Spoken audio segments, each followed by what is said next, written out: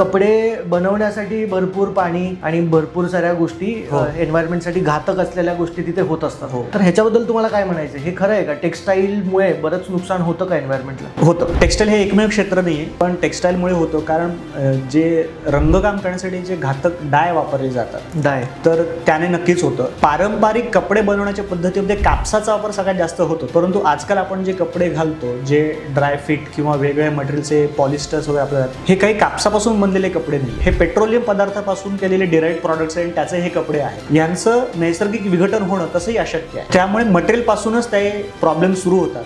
दुसरं त्यांचं रंगकाम, त्यांचं स्टिचिंग, त्यांचं वेस्ट मटेरियल, त्यांचं पॅकेजिंग आणि डिस्ट्रीब्युशन, या सगळ्या प्रोसेसेसमध्ये हे इमिशन होत असतं. जेव्हा हे कपडे फेकून दिले जातात तेव्हा खरा प्रॉब्लेम चालू होतो पर्यावरणाचा. कारण हे कपडे नैसर्गिकरित्या बायोडिग्रेड होतच नाही. कापूस जसा व्हायचा तसे हे कपडे होत नाही. तर त्यांना प्रोसेस करण्यासाठी आणखीन तुम्हाला एनर्जी लागते. म्हणजे हे कापसापासून बनत नाही, हे सगळेच कपडे पेट्रोकेमिकल, तुम्ही जो वर्ड वापरला, हो, सो ते पेट्रोकेमिकल पासून हे कपडे बनतात तुमचं म्हणणं? होय होय.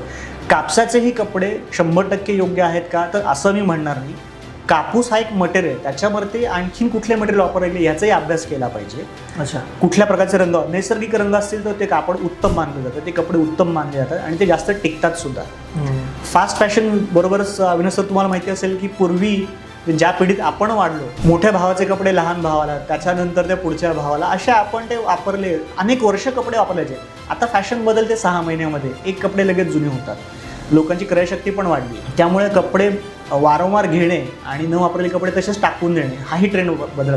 तो कुठेतरी त्या मॅन्युफॅक्चर बरोबरच ग्राहक म्हणून आणि वापरकर्ते म्हणून आपलीही थोडी जबाबदारी आहे की आपण खरंच या गोष्टीकडे लक्ष द्यायला हवं की खरोखरच यांची गरज आहे का, पैसे आहेत म्हणून तिथे खर्च करावा का, हा एक महत्त्वाचा मुद्दा आहे.